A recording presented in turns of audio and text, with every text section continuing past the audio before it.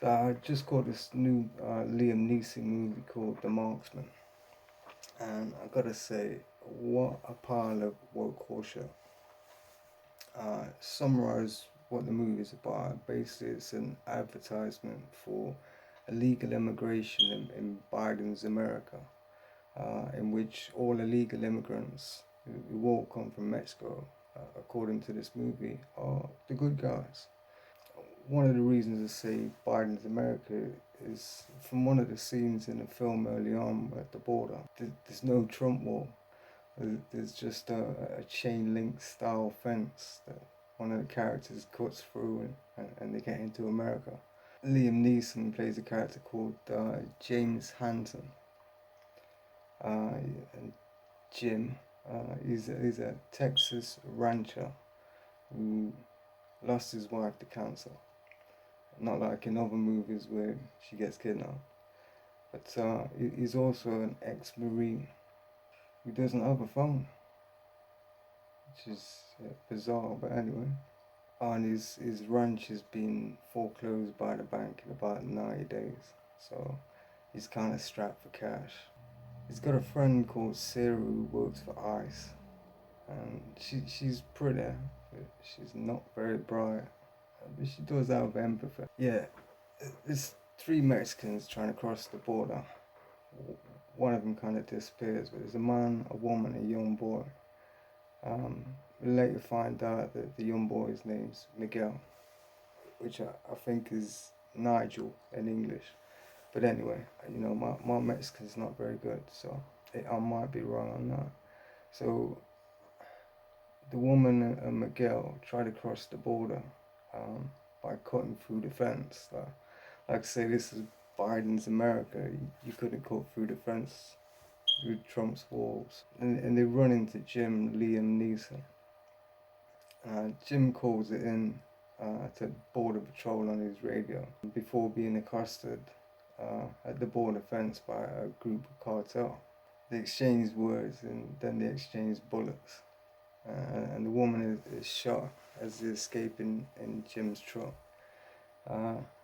She doesn't make it, but before she heads to the upper room, she gives Jim an address for a cousin in Chicago, Chi-Town, which apparently, according to this film, is famous for hot dogs. You know, uh, Jim hands the boy over to Sarah's mate on Border Patrol. While at Border Patrol, Jim spots the cartel and finds a bag of cash left in the truck by the now dead Mama, Miguel's mom. Jim drives away, but his conscience won't let him, so he returns to Border Patrol to find Miguel was due to be deported and decides to kidnap him. It becomes a child trafficker in essence. But he's the good guy, remember? And he takes Miguel on a road trip to Chicago to buy hot dogs, which Chicago is famous for. I thought Chicago was famous for gangs drive-by shooting, kids getting shot, but what do I know? Um, the cartel, meanwhile, excuse me, yeah, the cartel, meanwhile, passed through the border using a white woman's passport, of course. Um, and they're let into the US by a corrupt ICE agent who they show this passport to. They got some dodgy gang tattoos on their forearms and that, so they flash them at him and this dodgy passport and they let him in. Like I said, this is Biden's America and ICE agents are either corrupt or dumb as shit. Anyway, once in the US, they magically arrive at Jim's ranch. I think they got his plate or something like that. Proceed to burn the place down before pursuing Jim and Miguel across country to Chirac, which again is famous for hot dogs. Jim doesn't have a phone, and they make a big thing about this. He's not got a phone. He's always using payphones or some other cunt's phone throughout the film.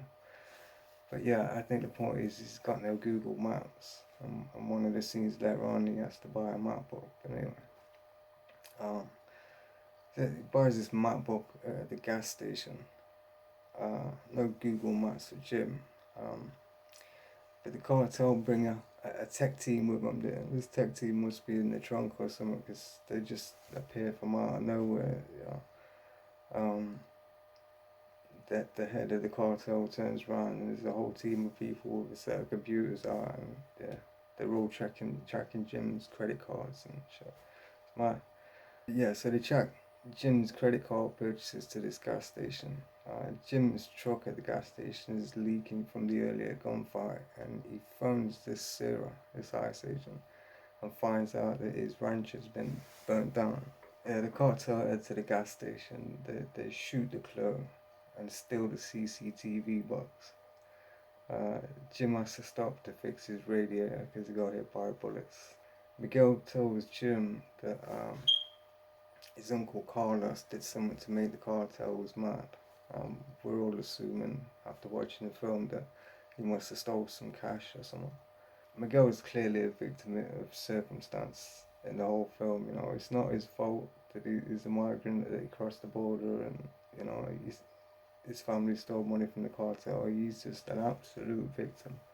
The next day, with the radiator patched on, back on the road, Miguel circles Chicago in Jim's map book, which the cartel later used to figure out where they're going, which is pretty bizarre how it works out, but yeah. He also questions Jim why he don't have a phone and figures it's because he's old and he don't like phones. It's because old people don't like phones, apparently. Yeah, then they get pulled over by this dirty cop who disarms Jim of his rifle and his 45. Rifle in the back seat, 45 under his seat, which he tells the officer about when he's pulled over and tells him he's, registered owner of these guns. Which is bizarre because if you got guns in your car in America, you would assume that the police officer's gonna have his gun drawn and shoot you before you get a chance to tell him it's registered firearm. But anyway, they kind of glaze over that issue. Yeah, the cop then calls in the cartel. As Jim overhears, he's in the back of the police car. He overhears on the police officer's radio when he calls it in. Police officers working with the cartel because, ACAB.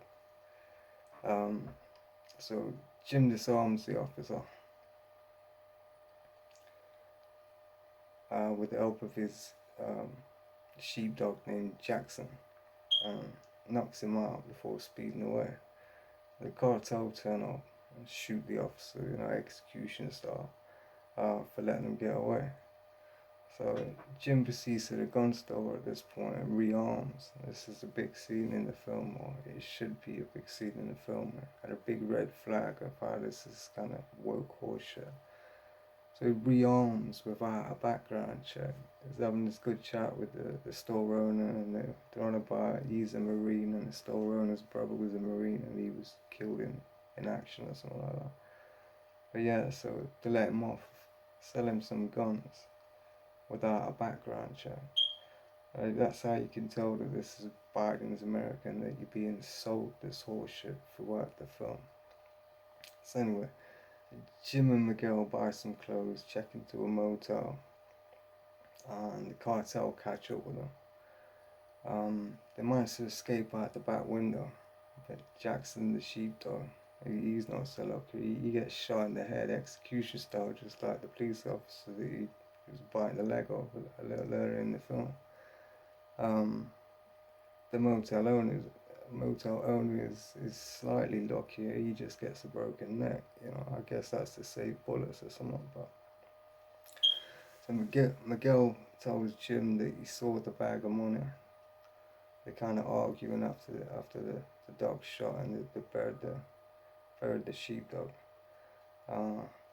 There's some comment about there's no heaven. Jim tells Miguel there's no heaven, and they kind of have an argument about this because I think Miguel is a bit more religious than Jim is, and Jim's kind of lost his faith because he lost his wife to cancer. Yeah, so anyway, Miguel's kind of having a go, and he says, I saw the bag of money. And bury Jackson, the sheepdog, and they go to this church and pray for Miguel's mama. It's kind of a bizarre scene, but then later around the campfire, which I don't know how the two scenes kind of merge into each other. They're kind of pretty distant. As things go, you kind of go from burying the sheepdog to the church to the campfire, and you kind of, as a viewer, you kind of get lost in this, like, where's this story kind of going? And then around this campfire, Jim gives Miguel this bag of money. Says, this is yours."